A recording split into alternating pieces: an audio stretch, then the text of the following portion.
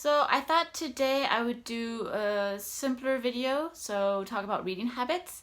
I got this video idea from Regan on PeruseProject, and I'll link the video where she actually got the video from somewhere else, and she said she would link it, but she didn't, but that's all right. I'll just go ahead and link hers in the description box. So basically it's a tag video and it's about reading habits. So I thought it'd be a good way to sort of introduce my style of reading, how I read, where I read, etc. So the first question, and I'm gonna look to my computer over there so I can look at the questions. The first question is, do I have a specific place in my home where I do all my reading? And I mean, I live in Japan. The apartments here are pretty small. Mine's a pretty good size comparatively, but it's 2 rooms. So I'm either on my sofa in the living area, or I'm in my bed. I read primarily on the sofa just because I try to not be in bed. If I'm in bed, I'm gonna fall asleep. So if I read in bed, that's usually right before I'm about to go to sleep, or just sort of do that final wind down, get those last pages in before I turn off the light. But mostly I'm a sit on the sofa. If I'm at home, I'm gonna sit on the sofa and read there. Usually with a pillow on my lap, or maybe I'll lie down and read. Second question, do you use a bookmark or a random piece of paper? So what kind of person are you? I'm a bookmark person. I'm kind of a perfectionist. I like things clean and neat. And if it's just a ripped out sheet of paper, I get focused on the sort of rigid, uneven edges. Or if it's a piece of receipt, I'll start looking at a receipt, and I just don't really like that. So I prefer bookmarks. And I prefer to use, the easiest bookmarks are the bookmarks that Japanese bookstores give out whenever you purchase a book. So they're these simple paper bookmarks. Here's the back. Actually, this is from French bookstores, which is nice. This is last time I was in France. I got these. But sort of same concept. It's promotional bookmarks that they give out when you purchase a book. So I like these because they're nice, simple, flat, good paper. You get so many of them that if some were to rip or you lost one, it really doesn't matter. But it's a good size to where it stays in the book and it doesn't create any indentations within the book. So I love these. I use these all the time. Next question, can I just stop reading, or do I prefer to stop at a certain page number or chapter? So I've changed over the years. Back when I was a student, when I was younger, I needed to stop at the end of a chapter. It felt like an accomplishment. It just felt clean and proper, and just like a package. It was just, all bowed up. You're at the chapter, and whenever you pick up the book next, you're right there. You can start the new chapter. But now I actually prefer to stop. Or I don't know if I'd say I prefer, but I don't mind. And there's actually a mindset that I like about this, is that I do enjoy stopping in the middle of a page. And sometimes I've stopped in the middle of a paragraph. And the reason I don't mind is because if I stop in the middle of a page, if I stop in the middle of a chapter, in the middle of a paragraph, that sort of imprints on my mind a lot better. And especially if it's just a short amount of reading time that I can get in before I have to get off a train, or before I have to walk into work, or maybe it's the end of my lunch hour and I have to get back to work. At that point, I like it because if you stop in the middle of a page or in the middle of a paragraph, your mind stays there. And it gives you motivation, or at least it gives me motivation, to pick up the book as quickly as I can, just keep that momentum, finish that paragraph, finish that page. So I can go either way. If I'm at home, I will tend to read until the end of the chapter. If the chapter, if there's a good amount of pages, or just the right amount of pages to where I feel like, okay, I can read that many pages to reach the end of the chapter. So I will do that. But if I'm just trying to sneak reading time in the middle of the day, at lunch or whatever, I really don't mind, and it does bring actual extra motivation to pick the book back up again. So I don't mind. I can go either way. But I think nowadays I should state that I prefer stopping in the middle of the page. It's just fun. Next question: do I eat or drink while reading? I don't tend to eat just because I'm actually, like I said, I like things clean. I like things put together and just, you know, yeah, I need things clean. And so I don't eat. In fact, before I start reading a book, I will wash my hands to get rid of, you know, hand oils or any grime that might be there. Especially if maybe I've been handling something, like if you're handling a newspaper and all the ink rubs off on your fingers, and that can transfer onto the book pages.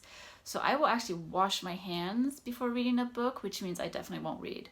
I don't mind drinking though. I mean, drink, it's in a cup, it's safe, it's fine. If I'm reading for long hours, you know, you do that, you're done.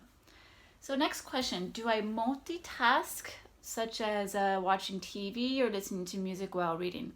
I can't do either. If there's going to be noise in the background from when I'm reading, so for example, when I'm on a train, or maybe I'm reading outside in the park, the ambient noise, which is the proper noise for that environment, turns into white noise. And with that ambient white noise, I can sort of kind of focus it out and concentrate on my reading. But if there's a TV on and there's lyrics on a song, I can't focus on reading. It's impossible. I just can't do it. I always have this sort of almost love relationship with airport lobbies where, you know, I get really excited that, okay, you know, I have a 2-hour layover at the airport. That's all right. I'll just do some reading. But especially when I'm traveling towards the US and my layover is in like a mid-state airport, you know, the US has a tendency to have, you know, one TV over here is playing CNN, one TV over here, there's a football game, another TV back here, there's like the fishing channel, and they're all loud and they're all competing for your attention, and it just becomes this cacophony of sound that just, oh, it gives me the worst headache, and I definitely can't focus on reading. So, you know, there are times at the airport I can hone in on reading and read for a really great 2 hours, and then there are times where it's too loud and I can't deal with it. So I'm definitely someone who needs either an ambient white noise or just silence. Next question, one book at a time or multiple? I am more of a one book at a time kind of person. The only exception would be if I'm reading a Japanese book and a non-Japanese book at the same time. Japanese book, because I'm still sort of in the learning phase, or I mean, I'm fluent pretty much at this point, but when you're still young at a language, you should still be in a learning phase. You should still be learning new words and encountering new grammar you've never seen, just because you're technically, you know, still a child in that language if you don't have all the years of experience built up yet. So if it's Japanese book, I like to take notes, which means I like to, you know, write certain words and, you know, make, you know, a certain amount of documentation while reading. And since that's a much more intense kind of reading, if I'm reading a Japanese book, then I will also have another book, a French book or an English book that I can read much easier. So I might use that for when I'm at work, for example, work during lunch, or if I'm on the train, it's easy to pop up and I can read more pages than I would a Japanese book. However, for a Japanese book, maybe when I reach the end of the book and I've reached the climax and I'm really into the story and I'm now comfortable with the author and the type of vocabulary they use, the style they use, the grammar they use, at that point I'll switch over to Japanese only, just so I can finish that book and just enjoy the process of reading. Next question, do I read at home or I read everywhere? I read everywhere. I actually probably get more reading done at work, just because, you know, I have the full hour at lunch, so I read pretty much the entire time. then. And then on my commute to or from work, even though it's a short commute, if I'm on the train, then I'll read on the train.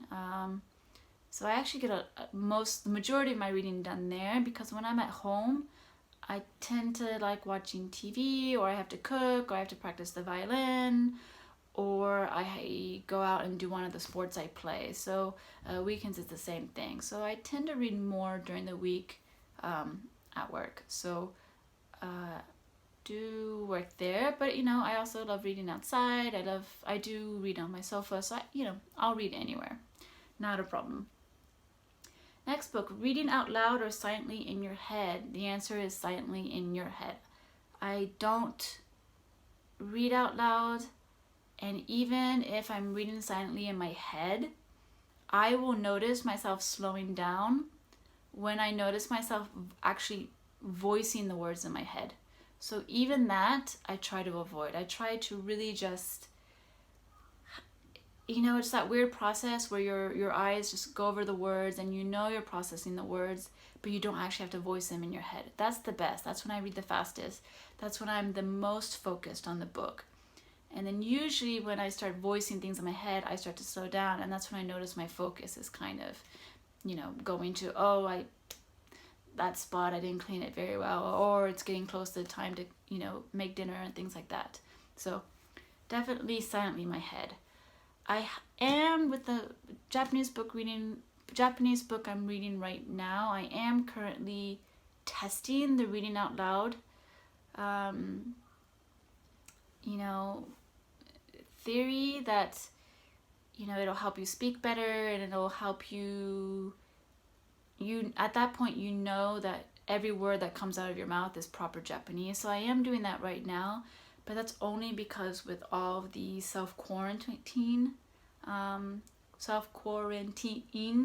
have more time on my hands. So I'm trying that out right now, and it's good, but I'm not going to do that every time. Next question, do I ever skip ahead or skip pages? 99.9% no. The only time I might do that is if I'm in a slightly slower passage. I'm just kind of struggling to push through, kind of wondering if there's a point to what I'm reading, or there's a point to the book. At that point, I might kind of like look a little bit ahead and see if it's worth pushing through. But that's usually the only situation. I have to admit though, there have been a few situations where it's been the exact opposite, where I've been so excited about something. So maybe excited about a relationship that's building, tension that's building, or, maybe if it's a horror, the tension is just mounting and mounting and mounting, and I'm just like, oh, is it going to go there? Is it going to go there? And I might take a brief peek, but that's rare, very, very rare. So typically the answer to this question is no, I don't skip ahead. So 2 more questions left. Breaking the spine or keeping it like new? Keep it like new. I don't break the spine.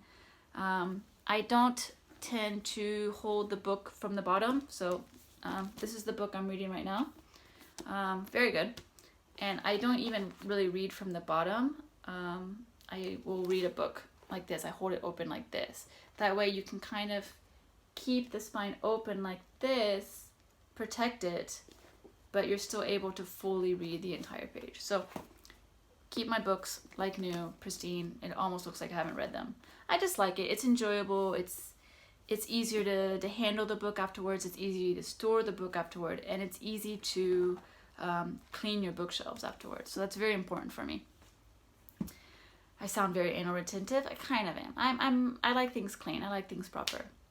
Last question, do I write in my books? No, absolutely, I do not write in my books. I've looked back on books I had to write into for school projects back in the day, and I look back at them now and I'm just like, I don't know what any of this means. Whatever I wrote in these books, I don't know what it means. So there's no real point to me writing in a book. So instead, what I will do, so if it's a passage that I find interesting in a book, so if I just want to, this passage is interesting, I want to make a mental note of it, I'll take a picture of it with my phone and look at it afterwards. And then, I just moved my camera, that's great. Then, if it's a Japanese book, what I will do is I have a little note that I keep, and this is where I write like character names. So I write down the reading of the character name, so that way when it comes back again, I know how to read the character, at least towards the beginning of the book. After a while, once you've read the name a few times, it's in your head. But for the very beginning, I keep that. But that's the max I do in terms of notation. So that's it. Those are my reading habits. That's just how I live my reading life, you know.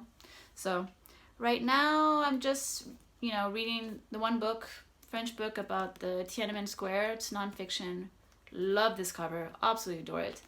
This is really interesting, so I'm really excited at the end of the month that I'll be able to discuss it. Till then, I'm gonna keep going with this. I found some better lighting.